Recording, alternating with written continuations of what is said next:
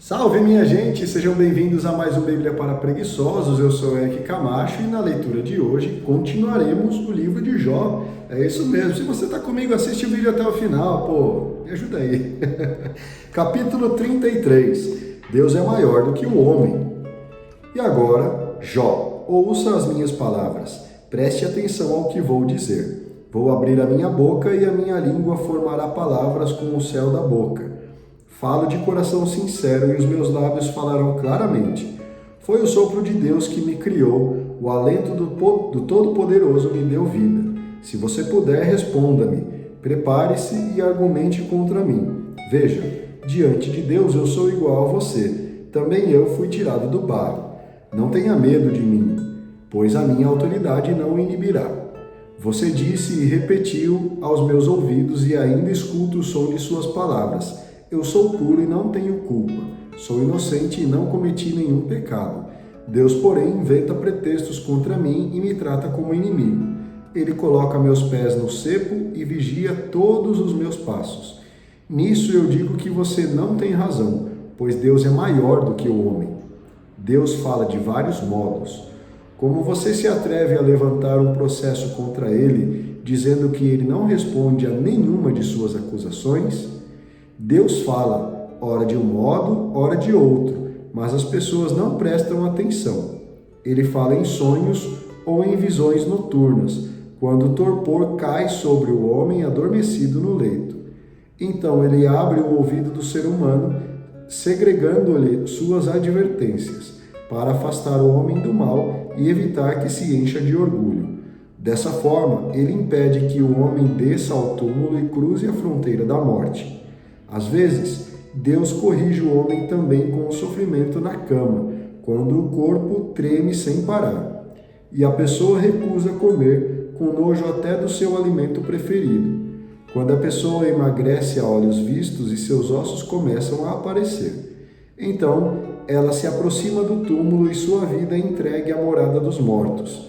Contudo, se a pessoa encontra um anjo favorável, um intercessor entre outros 1000 que lhe mostre o seu dever, que tenha compaixão dela e diga a Deus, livra-o de baixar à sepultura, pois encontrei um resgate para ele. Então o seu corpo de novo se tornará jovem e ele voltará aos dias de sua mocidade. Então suplicará a Deus, que o atenderá. Deus lhe mostrará alegremente a sua face, fazendo com que o homem se torne justo. Esse homem cantará então diante dos outros, dizendo, eu tinha pecado e violado o direito.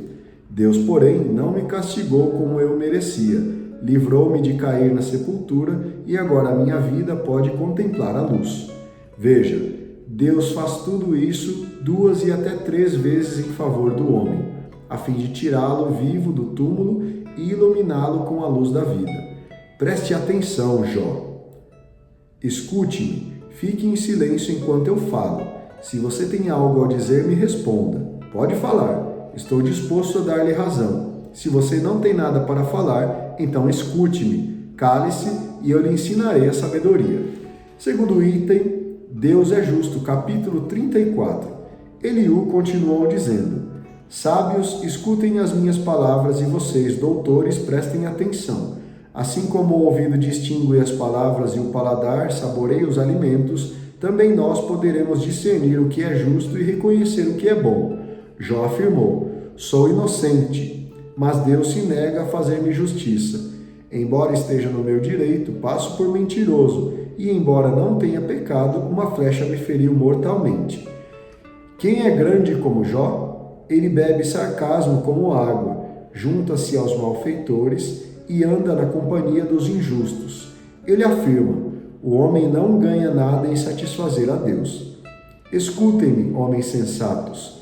Longe de Deus praticar o mal, longe do Todo-Poderoso praticar a injustiça. Deus paga ao homem conforme as suas obras e retribui a cada um conforme a sua conduta. Deus, na verdade, não age de modo injusto. O Todo-Poderoso nunca viola o direito. Quem confiou a ele o governo da terra? Quem lhe entregou o mundo inteiro? Se ele pensasse apenas em si mesmo e retirasse o seu espírito e o seu sopro, todas as criaturas morreriam no mesmo instante, e o homem voltaria ao pó. Se você é inteligente, escute-me, preste atenção ao que vou falar. Quem é inimigo do direito conseguiria governar? Você se atreve a condenar o Supremo Justo? Ele é capaz de dizer a um rei: você é um homem vil, e a um príncipe: você é um homem injusto. Deus não é parcial a favor dos poderosos, nem favorece o rico contra o pobre, porque todos são obras de suas mãos.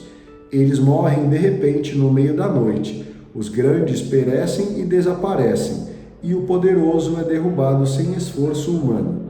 Porque os olhos de Deus veem a conduta do homem e vigiam todos os seus passos. Não há trevas nem sombras onde os malfeitores possam esconder-se. Não cabe ao homem marcar prazo para comparecer perante ao tribunal de Deus. Ele aniquilará os poderosos sem muitos inquéritos e, no lugar deles, nomeia outros. Deus conhece a fundo as ações deles. Ele os derruba numa noite e são destruídos. Ele os açoita como criminosos e os prende em público, porque se afastaram dele e não seguiram os seus caminhos, fazendo com que o clamor dos fracos chegasse até Deus e ele ouvisse o clamor dos pobres. Se Deus permanece quieto, quem poderá condená-lo? Se ele esconde o rosto, quem poderá vê-lo? Todavia, ele cuida dos povos e das pessoas, para que não reine o perverso nem alguém que engane o povo. Diga apenas isto a Deus: eu me enganei, não farei mais o mal. Ensina-me aquilo que eu não vejo. Se pratiquei o mal, não voltarei a fazê-lo. Será que ele deveria retribuir-lhe segundo as ideias que você tem, ou já que você rejeita o julgamento dele? Quem deve escolher é você e não eu. Vamos, diga o que você sabe.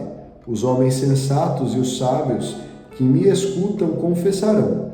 Jó está falando sem saber. Suas palavras não têm sentido. Quero que Jó seja examinado até o fim por suas respostas, dignas de um descrente, porque ao pecado ele ajunta a revolta. Ele semeia a dúvida entre nós e multiplica seus protestos contra Deus. Terceiro item: Deus não atende os orgulhosos. Capítulo 35. Eliú continuou dizendo: será que você pretende ter razão quando diz, sou mais justo do que Deus? Ou quando diz, de que me serviu e que foi que eu ganhei em não pecar? Vou responder a você e também aos seus amigos. Olhe atentamente para o céu e observe as nuvens que estão bem acima de você. Se você pecar, que mal estará fazendo a Deus? Se você amontoa crimes, que danos estará causando para ele?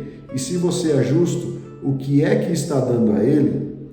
O que é que ele recebe de sua mão? Sua maldade só pode afetar outro homem igual a você. Sua justiça só atinge outro ser humano como você. As pessoas gemem sob o peso da opressão e pedem socorro contra os poderosos. Mas ninguém diz: onde está o nosso Deus Criador, que restaura as nossas forças durante a noite, que nos instrui mais do que aos animais da terra e nos torna mais sábios do que as aves do céu? Alguns clamam, porém Deus não responde ao orgulho dos injustos. Não, Deus não ouve a falsidade e o Todo-Poderoso não presta atenção nisso. E você ainda se atreve a dizer que não o vê? Que sua causa foi submetida a ele, que você está esperando, que a ira dele não intervém e que ele não cuida de nada. Ora, Jó está abrindo a boca inutilmente e multiplicando palavras sem sentido. Quarto item: justiça e grandeza de Deus. Capítulo 36. Deus educa para a justiça. Eliú continuou dizendo: tenha um pouco de paciência, eu ensinarei a você, porque ainda existem outros argumentos para a defesa de Deus. Irei longe para buscar a minha ciência, a fim de dar razão ao meu Criador. Meus argumentos não são falsos. Você tem diante de si um sábio consumado. Veja, Deus é poderoso e não despreza o coração sincero. Ele não deixa o ímpio viver e faz justiça aos pobres. Não afasta seus olhos dos justos, ao contrário, ele os faz sentar em tronos reais e os exalta para sempre. Quando os prende em correntes e amarra com os laços da aflição, é porque ele só quer denunciar suas ações e seus pecados causados pelo orgulho. E assim, Deus abre os ouvidos deles para a correção e os aconselha a se converterem da injustiça.